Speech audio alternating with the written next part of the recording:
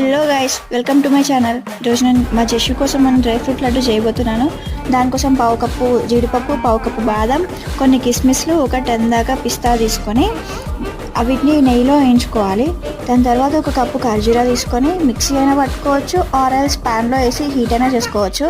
అది మెత్తగా అయ్యేదాకా హీట్ చేసుకొని దాన్ని ఒక పేస్ట్ లాగా చేసుకోవాలి. దీనికి ఒక చక్కెర కానీ బెల్లం కానీ ఏం అవసరం లేదు లడ్డు చేయడానికి. దాని తర్వాత చల్లారిన తర్వాత ఆ పేస్ట్లో మనం ముందుగా తీసుకున్న డ్రై ఫ్రూట్స్ అన్నీ వేసుకొని మంచిగా గట్టిగా అయ్యేదాకా కలుపుకోవాలి, అన్నీ కలిసిపోయేలాగా.